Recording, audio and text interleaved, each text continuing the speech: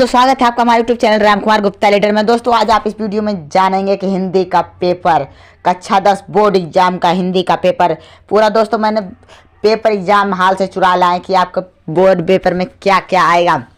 तो दोस्तों आपको कोई दिक्कत नहीं। अब चलिए वीडियो को शुरू करते हैं देख और बताते हैं कैसे आपको क्या लिखना है।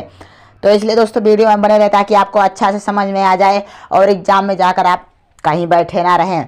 तो आपको पूरा 3 घंटा 15 मिनट मिलेगा और यहाँ पर कुछ निर्देश दिए गए हैं। पहले इसी तरह रहेगा, आप इस निर्देश को जरूर पढ़ें। पहला क्या है, प्रारंभ के 15 मिनट परीक्षार्थियों को प्रश्न पत्र पढ़ने के लिए निर्धारित है।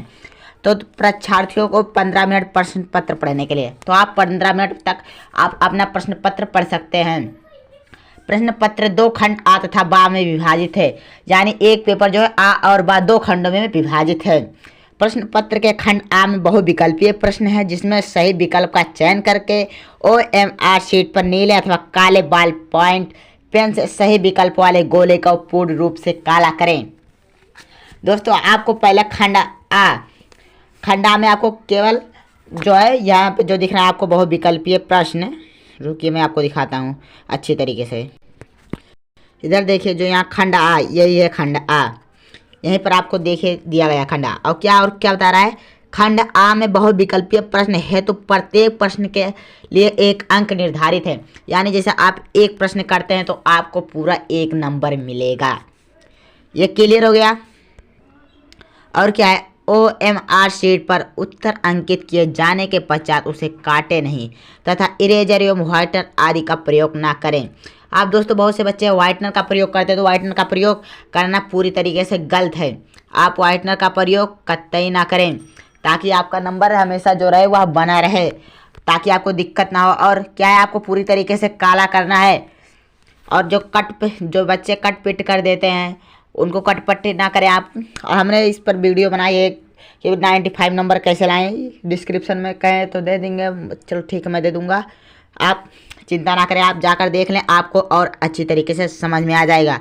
और क्या है, प्रत्येक प्रश्न के सम्मुख उसके अंक निर्धारित दिए गए हैं।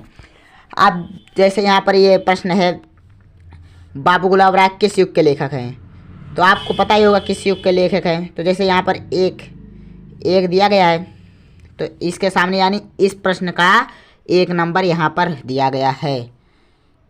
तो चलिए सही है ये। अब चलिए बताते हैं, ये जो आपका प्रश्न है पहला, बाबू गुलाब राय किस युग के लेखक हैं। तो बाबू गुलाब राय जिस युग के लेखक हैं उसके सामने आप टिक, यानी OMR मार्कशीट जब आपको मिलेगा तो उसके सामने आप गोला उसके सामने कर दीजिएगा कि यही सही है।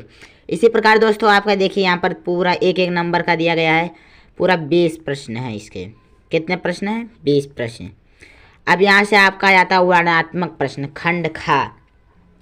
क्या आता है आपका पूरा खंड खा, जैसे आपको निर्देश में ही बताया गया था, इसमें 2 हैं, खंड आ और खंड बा, यानी सही है, जो आपको यहाँ खंड खा भी कह सकते हैं। निम्नलिखित गद्यांश पर आधारित 3 प्रश्नों का उत्तर दीजिए। इन दोनों गद्यांश जो आपको दिखाई दे रहे हैं इन पर आधारित कि तो आप ये वाला लिख लीजिए, कि तो आप ये वाला गद्यांश लिख सकते हैं कि तो ए वाला गद्यांश। मगर इसमें ध्यान देने योग्य बातें हैं कि आपको ये जो 3 प्रश्न दिख रहे हैं इन तीनों का उत्तर लिखना है, यानी प्रश्न का उत्तर लिखना है। ये जो दिख रहे हैं आपको, इन तीनों में से दोस्तों आपका 1 प्रश्न भी नहीं छूटना चाहिए। तो ये हो गया।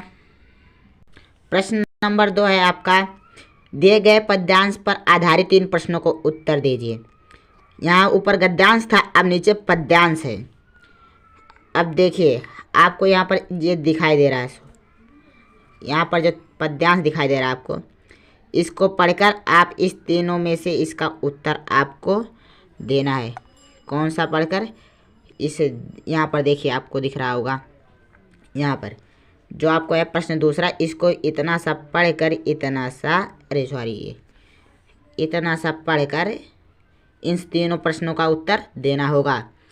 या फिर अथवा कर सकते हैं आप, तो अथवा कर दीजिए और या अथवा करके आप इसका लिख दीजिए। आपको इसमें क्या लिखना है, उसी तरह उपयुक्त पद्यांश का संदर्भ लिखिए, जैसे उसमें भी था रेखांकित अंश की व्याख्या कीजिए। इसमें क्या पूछ रहा है, अनुराग ताई मनु मंजल कंज कली में कौन सा अलंकार है। तो आप इसको लिखेंगे। यही 3 थे आपको इसमें। अब फिर प्रश्न 3 आ जाता है। प्रश्न 3 क्या बोल रहा है, दिए गए संस्कृत पद्यांश में से किसी एक संदर्भ सहित हिंदी में अनुवाद कीजिए। जो बच्चे संस्कृत पढ़ते होंगे उनका तो और अच्छा होगा, वो समझते होंगे पूरा अच्छी तरीके से कि कैसे क्या करना है।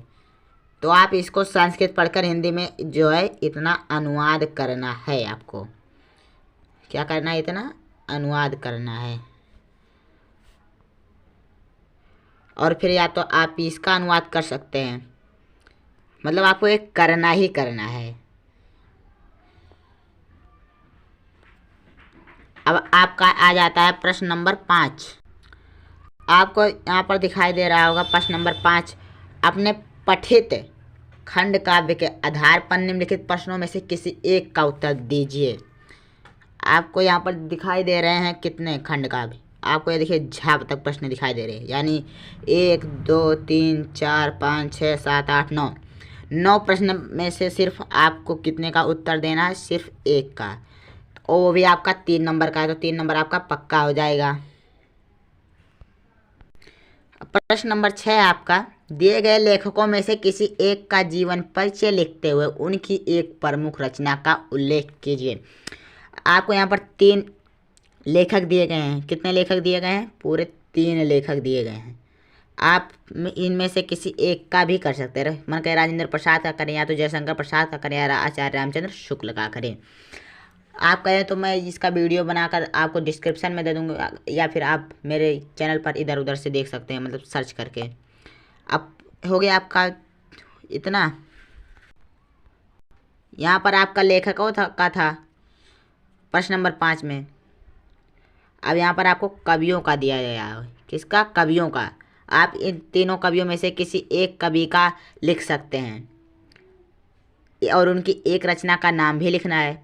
अब प्रश्न 7 है आपका, अपने पाठ्य पुस्तक में से कंठस्थ कोई एक श्लोक लिखिए जो इस प्रश्न पत्र में ना आया हो। आपको कोई भी एक श्लोक लिख दीजिए जो इस प्रश्न पत्र में ना आया हो, वो भी आपका 2 नंबर का है। और फिर प्रश्न नंबर 8 क्या पूछ रहा है, अपनी पाठ्य पुस्तक में से कंठस्थ कोई एक श्लोक लिखिए जो इस प्रश्न पत्र में ना आया। आपको इस कंठस्थ श्लोक लिखना है जो इस प्रश्न पत्र में ना आया हो। प्रश्न नंबर 9 है आपका, निम्नलिखित में से किसी एक विषय पर निबंध लिखिए। आपको यहाँ पर 4 विकल्प दिए गए हैं, तो आपको सबसे आसान जो लगे उसी पर आप लिख दीजिए, और आपका 7 नंबर का पक्का हो गया। तो आपका पूरा 7 नंबर मिल जाएगा एक निबंध लिखने पर। अब प्रश्न 10 क्या, अपनी विशेष रुचियों को उल्लेख करते हुए अपने मित्र को एक पत्र लिखें। आप अपने मित्र को एक पत्र लिख सकते हैं, या फिर अथवा करके आप लिख सकते हैं, उत्तर मध्य रेलवे की एक शिकायती पत्र लिखे जिसमें टिकट निरीक्षक द्वारा किए गए अभद्र व्यवहार का उल्लेख हो। तो इतना आप लिख सकते हैं। तो दोस्तों यही था आपका पूरा पेपर। कैसा लगा दोस्तों वीडियो, कमेंट बॉक्स में ज़रूर बताइएगा, और वीडियो पसंद आए तो वीडियो को लाइक ज़रूर करें, और आप कहें तो मैं इसका सॉल्यूशन भी करवा दूं। प्रश्न नंबर 1 से प्रश्न नंबर 20 तक सभी का सॉल्यूशन मैं निकाल दूं। आप कहें तो मैं इसका दे दूंगा आपको, अपने चैनल पर आप देख सकते हैं। तो दोस्तों कैसा लगा वीडियो कमेंट बॉक्स में ज़रूर बताइए, और वीडियो पसंद आए तो वीडियो को एक लाइक ज़रूर करें, और चैनल को सब्सक्राइब करना ना भूलें। फिर मिलते हैं अगले वीडियो में, तब के लिए जय हिंद, वंदे मातरम।